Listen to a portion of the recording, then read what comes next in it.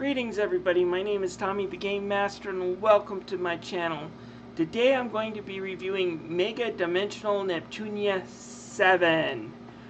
What do you mean it's called V2? That clearly is a 7 on that subtitle. Okay, if it's a sequel to Hyperdimensional V, then where the heck is the original V on Steam? Oh wait, on Steam it's actually called Hyperdimensional Neptunia Rebirth 3, the V generation. Okay, the whole subtitle mess is more confusing than a Kingdom Hearts spin-off. Speaking of which, there better be some Kingdom Hearts references in there. Good. If you never played a Neptunia game before, basically it takes modern day game consoles and kind of reimagines them if they were kind of these goofy Greek goddesses slash magical anime girls, and then uses the whole setup to basically skewer video games, the game industry, and anime in some really well written satire and comedical ways. That is whenever they're not trying to delve into fan service that can way pass over the line of creepy. And no, I'm not going to show you the worst of it. The worst of it kind of makes me wonder how they got away with a teen rating by the ESRB. Anyways, the story focuses on the Sega Dreamcast in this game. And if the Dreamcast was a sentient being, no other console on the face of the planet could probably complain about suffering from being delusional with life after getting the short end of the stick. Released only for 2 years by a company who could really no longer afford to be in the console race, Dreamcast was kind of here and gone and forgotten when the PS2 was released. That said, the people I know who own Dreamcasts still like the console and have always had good things to say about it, mainly because it was well built and a really well designed console for its time. Normally when a console crashes and burns this much, the people who own it usually talk about that one good game, or that it's a really good collectible, or even that it's a really great paperweight. The people I know who own Dreamcasts enjoy them and really like playing them. Anyways, the story begins with Neptune trying to avoid doing any kind of work, and while goofing off of course, manages to find a strange old console. When her and Nepgear try to turn it on, it sucks them into the Zero Dimension. A dimension where all of humanity has been destroyed by giants known as the Dark CPUs.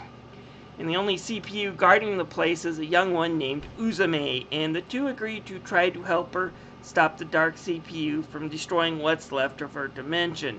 That said, that is only Act 1 of this game. Act 2 starts when the two girls finally get home and find out that the CPU shifts period is going on, and soon the world is going to be turned into chaos as new CPUs are chosen, trying to keep their countries quiet and keep their seats in power as long as possible. The girls orchestrate a festival with a fighting competition, which gets ruined when Gold 3 bursts in and easily defeats the four of them. When they wake up, they find that history has been rewritten and no one remembers them anymore, and Gold 3 now rules each of their nation. Each trying to figure out what's going on in their countries, try to infiltrate and get to know each of the 4 Gold 3 members, and find out that their intention was never to take over their countries but to defend it. They don't know how history has become botched, and on top of it they've been having weird nightmares ever since. And after the girls fix the problems caused by Gold 3, they find the person pulling Gold 3 strings has been trying to fuse Zero Dimension and Hyper Dimension together, and that culprit is none other than Uzume.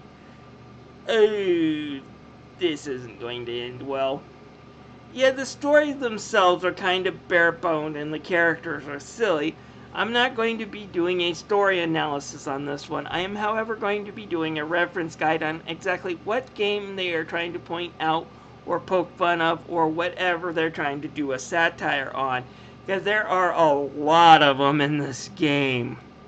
My favorite one is the one where they kind of poke fun of AAA game publishers as senile, doddering old men who abuse their employee and are well past their time. Cause not only do I think it's funny, I think it's 100% correct. One more thing I want to point out, and that's before going on, Idea Factory actually stepped up their games. There are some very short but actual 3D cutscenes. They look ridiculous, but considering the usual visual novel look of the series, it's still a huge step up. With that said, if Idea Factory just put in a few more polygons on some of these cutscenes, they might actually hit PlayStation 2 levels. I have to give Idea Factory props here. The gameplay improved quite a bit since the last game, and they put in a lot more money and investment into this one than the past few I have played. That said, these games were made on the cheap and had very limited budget, so unfortunately there are still quite a bit of shortcuts here. But let's talk about the good. The areas in the game, a lot of them are new and they look pretty good.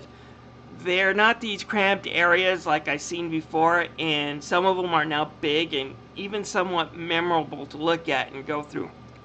The destroyed cityscapes of Zero Dimension are somewhat haunting, even more so when you journey into a forest that is still full of life, but they made a point to change the sky to still have this feel that you're in a world that's on the edge of destruction.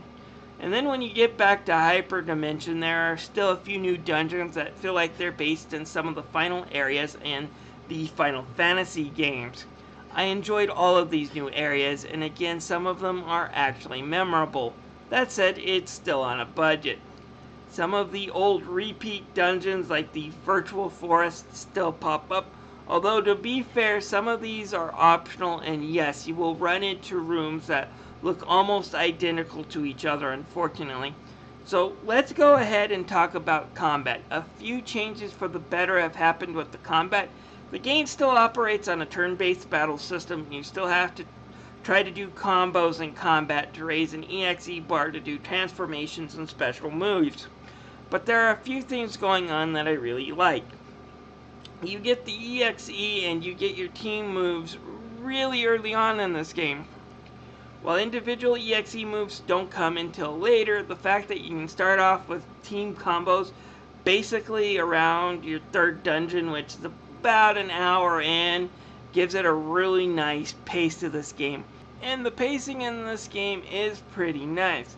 It's still old school and kind of hard on the penalty for game over, and I did get quite a few game overs, but very rarely did I have a feel like I had to grind for an excessive amount of time to pass a boss. And only one boss battle hit me so hard over the head that it took me hours of grinding before I could come back and even stand a chance against it. And it came at a point in the game where a lot of JRPGs will do that to you, and I really had been avoiding preparing for that, so I did kind of have it coming.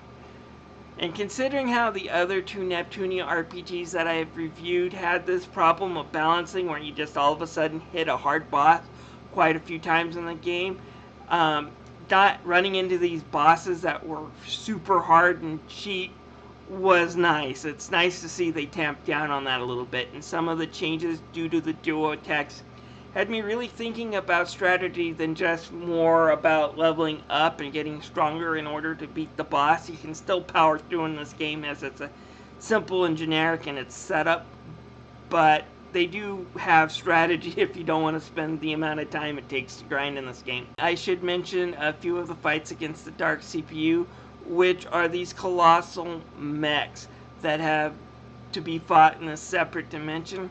And in this dimension, your characters have to move around and jump from building to building. And can only use moves that either require EXE or SP in order to attack. And your SP is constantly being regenerated during your standby modes. These are fun and they're not hard. And they're incredibly satisfying, and they're just a great way to change things up. Finally, I have to give a quick mention that the four main leads will get a few extra transformations towards the end. Personally, I really didn't see the need of this gameplay-wise. It does unlock some powerful moves, but it takes away their ability to team combo, and you get it so late that it really doesn't matter. Especially if you choose the little sister route as your final act rather than go with the four main CPUs. That said, the transformations themselves are worth talking about in my reference video, so be prepared to check them out. Graphics, like the other Neptunia games, are a bit of a mixed bag. I guess this is a PS4 release, and yeah, there are a few better colors and some more detail in some of these newer environments. But when I see these 3D cutscenes that look like they belong on a PS2 to me, it does take me out of the game just a little bit. And like I said, Idea Factory runs their JRPGs on a very small budget. The rest of the game stories is told through visual novel scenes, and for being visual novel-esque scenes, they look pretty good. They're decently animated, the character models are top-notch, and they have some charm for being such a cheap way to tell a story. And I said in the gameplay, what's actually new here looks pretty decent. It's not pushing any boundary, but it's decent, and some of the older stuff returning is, well, meh, but it's still passable. The music is a mixed bag. Some of the older, more generic surrounding music is still here and it's played throughout the game.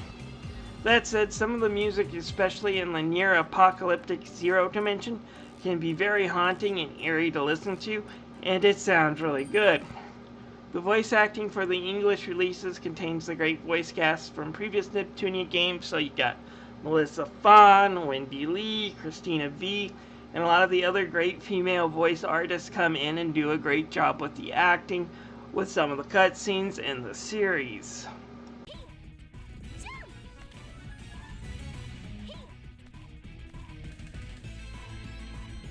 I got this game for about $14, and I think I got my full value from this game. I played through it twice. Now, granted, I was looking for references, so I had to play through a few different story routes, but I didn't mind the second playthrough too much, which meant I was kind of enjoying the game. That said, it's not quite what I would call a great JRPG, but it comes close when you get into some of the newer areas. That said, we still have a lot of recycling going on, and that does bring down the game in several notches. Wouldn't recommend it for $40, but if you can get it around $20 or less, definitely worth a pickup and trying out.